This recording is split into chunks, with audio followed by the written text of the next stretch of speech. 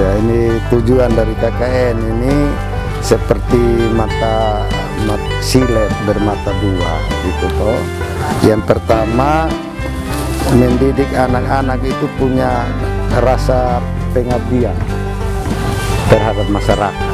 Itu sisi yang kedua. Pertama, yang kedua adalah meningkatkan skill mereka berdasarkan ilmu yang mereka dapat, yaitu via pengabdian itu menerapkan dia punya ilmu pengetahuan dan teknologi yang dia dapat di bangku kuliah, ya bangku kuliah. Dua tujuan ini menjadi sangat penting karena ini masuk dalam istilah pendidikan karakter, ya pendidikan karakter yang tentunya tidak ada di bangku kuliah secara khusus. Dan ini mereka praktekkan langsung di lapangan. Ya.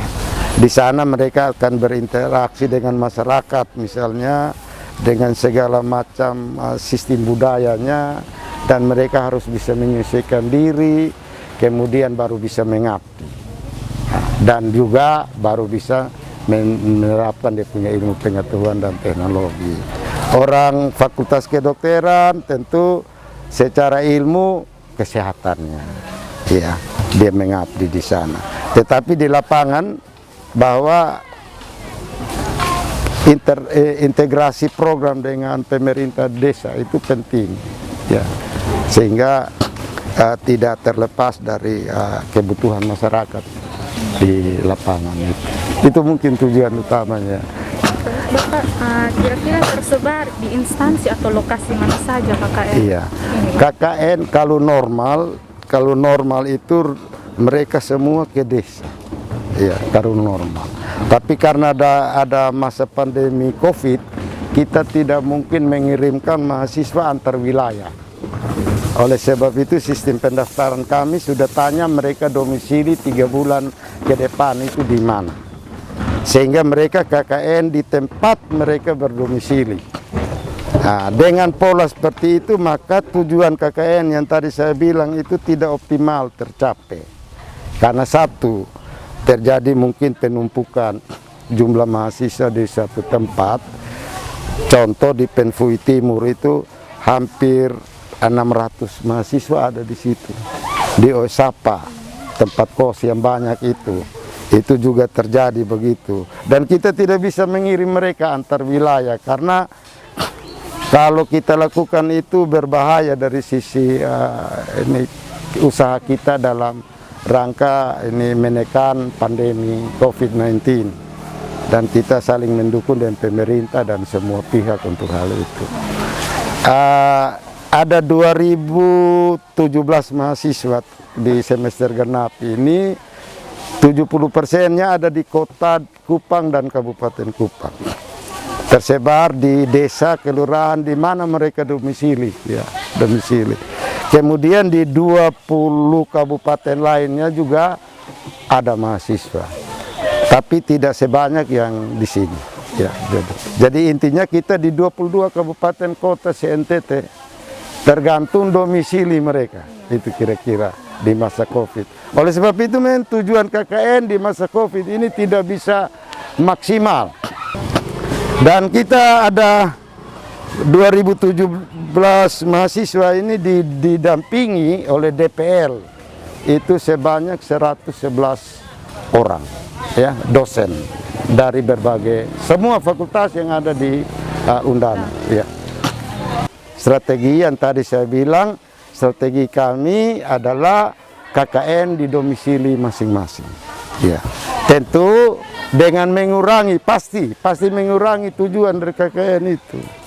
Kita tidak bisa sangkali itu. Tujuan itu tidak optimal tercapai gitu. Tetapi karena dia mata kuliah, dia harus dilaksanakan. Harus dilaksanakan dengan metode apapun. Contoh misalnya ada yang shift sekarang di LP2M, lab lapangan itu ada juga. Kami taruh di sana, ada di fakultas-fakultas lain, peternakan, di perpustakaan juga ada shift, tapi mereka KKN di kelurahan. Tapi ada, karena penumpukan di kelurahan itu, kami shiftkan mereka juga ke sini, sehingga menjadi ini kepadatan di kelurahan itu turun. Itu strategi yang kita ini, dan itu ya saja yang bisa kita buat. Tidak bisa lebih dari itu. Tidak bisa lebih dari itu. Demikian juga DPR. DPR juga dengan demikian ada mayoritas ada di dalam kota. Hanya sekitar 20-an orang yang ke kabupaten-kabupaten lain. Ya, begitu strateginya. Ya. Tentunya dengan sistem kontrol yang lebih keras. Jadi mereka wajib mengupload foto ke web LP2M per minggunya. Setiap kelompok minimal 4 foto 1 video diupload ke web LP2M via sistem webnya KKN, ya, dia upload. Tujuan utamanya membantu wibometrik Undana juga. Kalau banyak pengunjung ke web kan peringkat wibonya naik.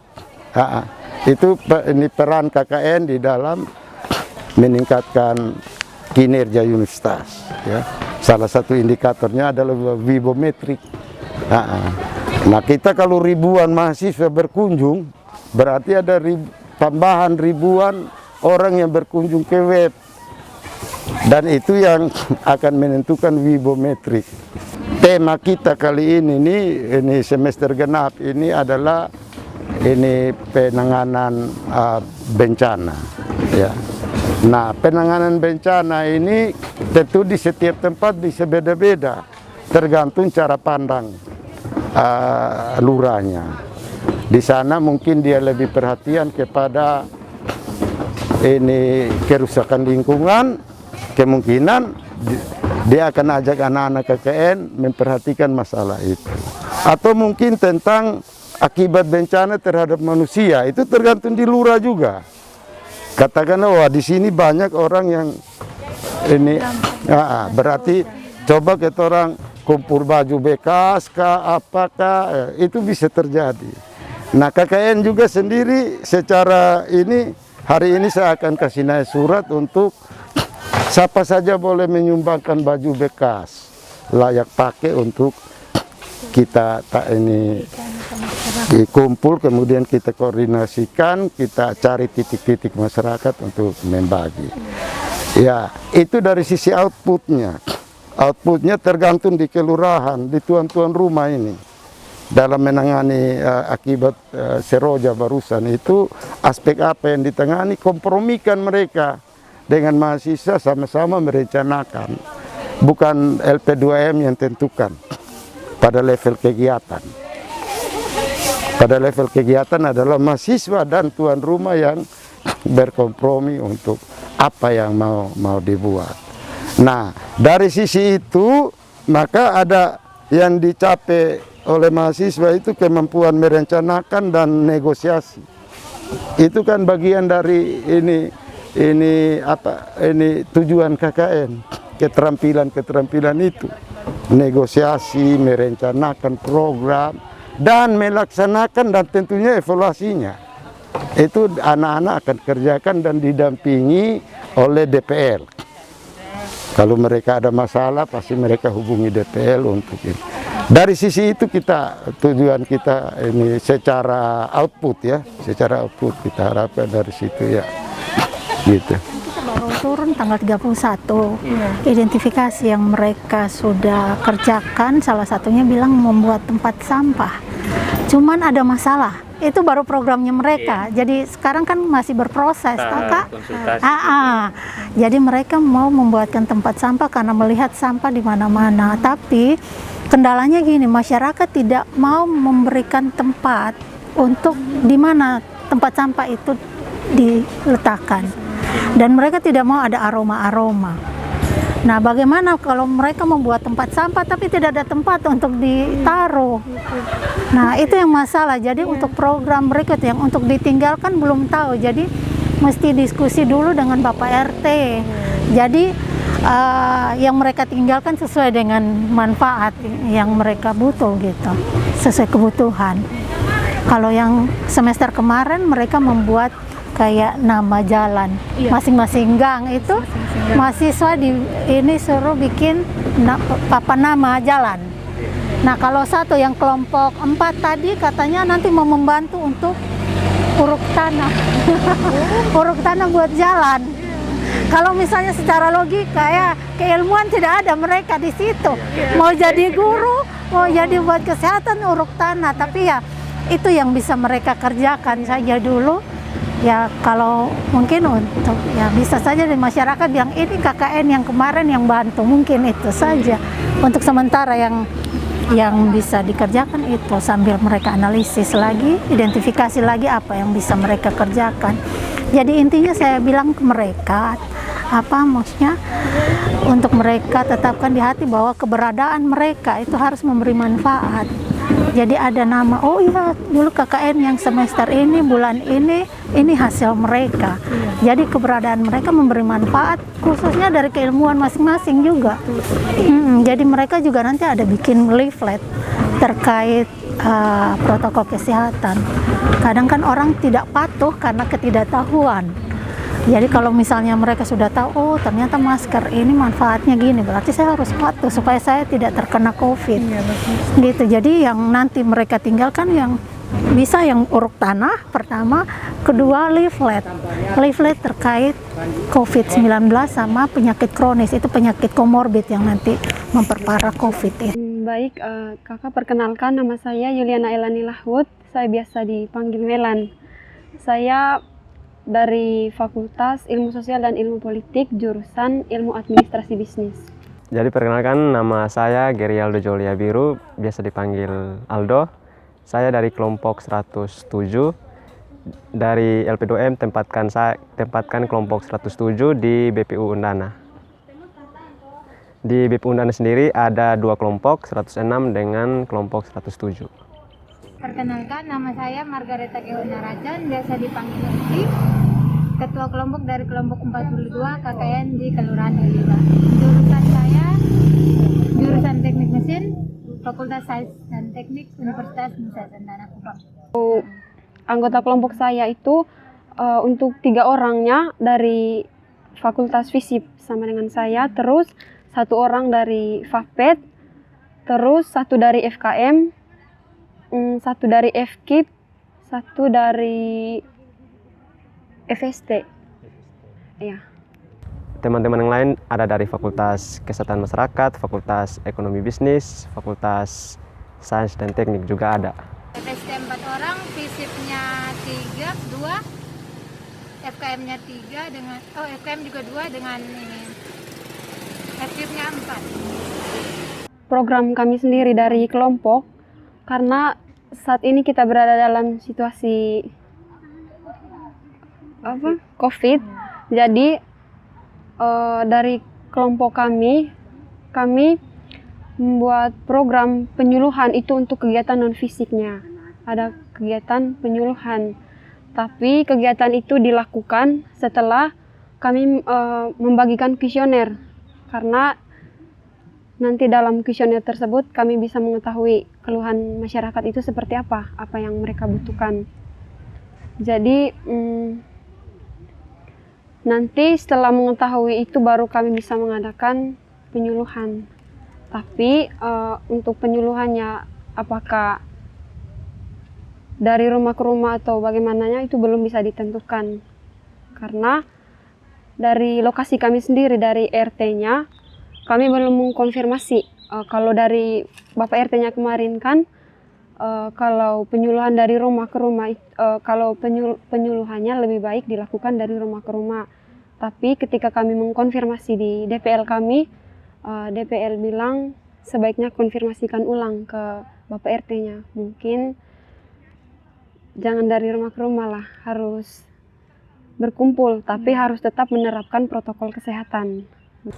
Pada minggu pertama melakukan reboisasi, terus minggu kedua kami akan menyediakan tempat sampah untuk BPU Undana dengan mendekorasi taman. Kami baru mulai program KKN dari hari Rabu itu lapor diri ke Kepala BPU Undana. Kemudian hari berikutnya itu kami sudah melakukan pembersihan, dan mulai minggu ini dan minggu kedepannya akan program-program yang tadi, reboisasi, penyediaan tempat sampah, dan dekorasi taman. Program hanya kebersihan, ini penghijauan dengan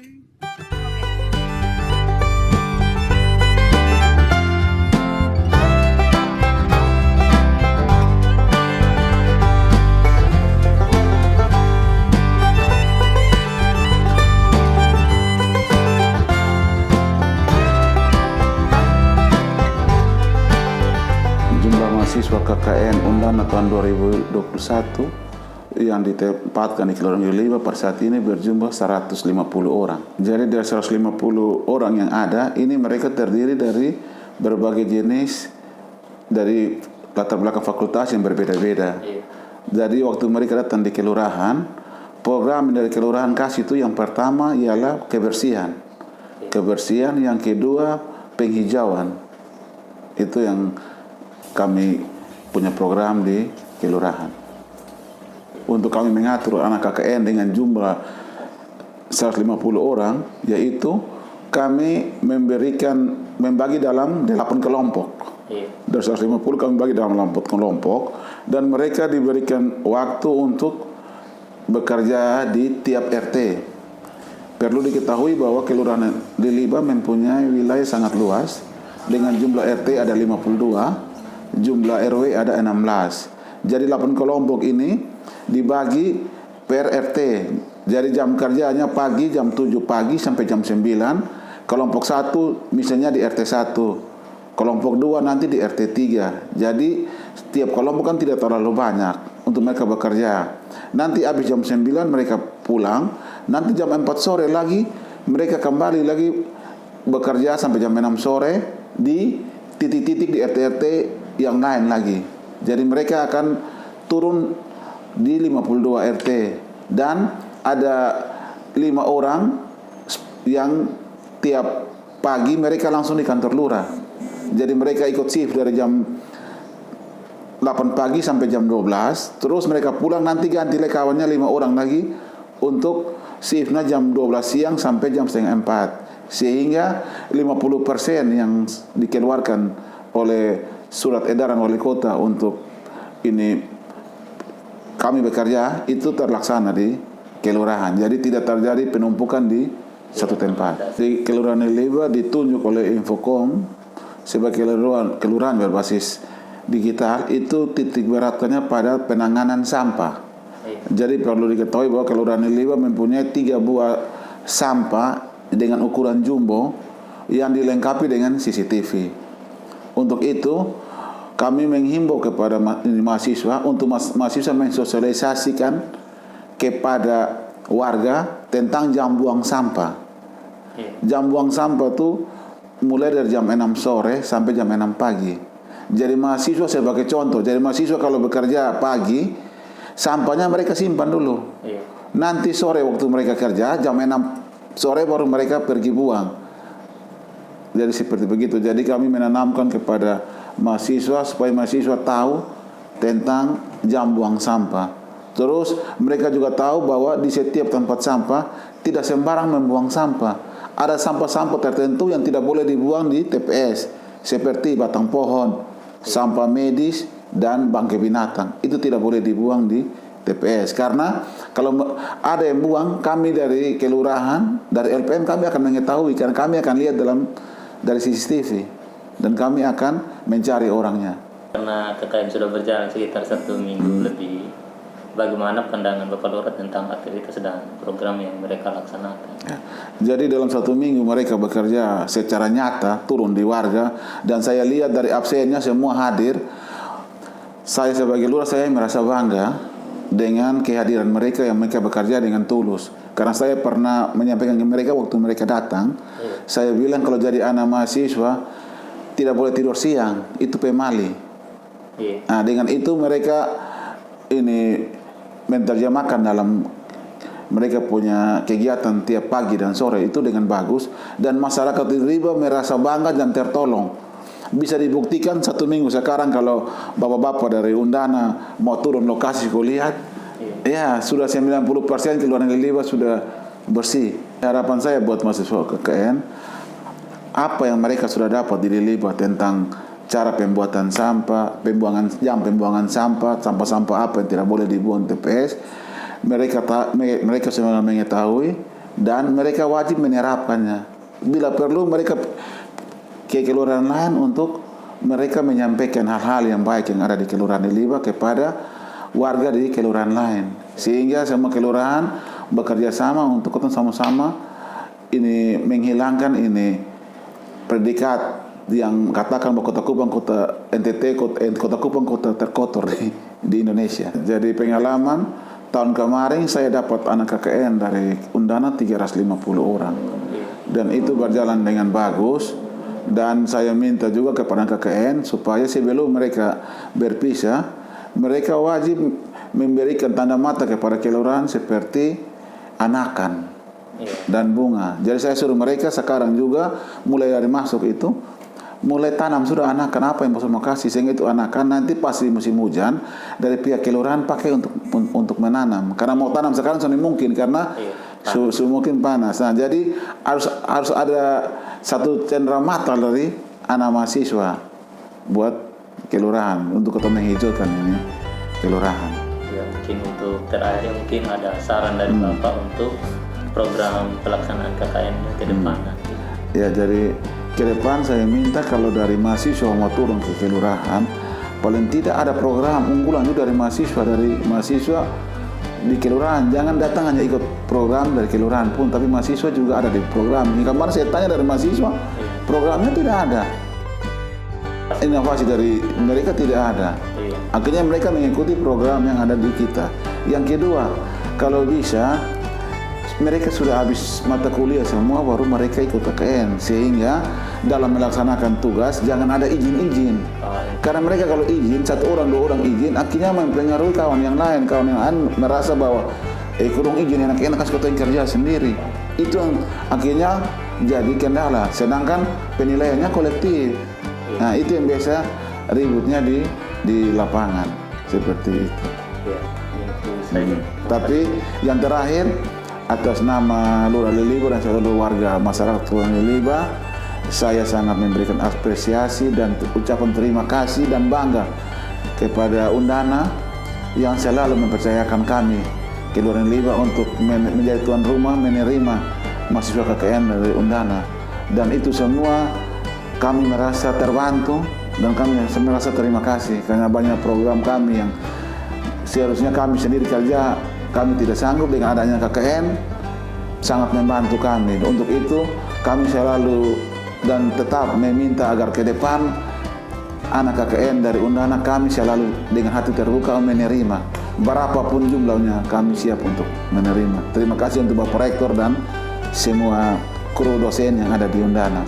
Salam sehat, Tuhan memberkati.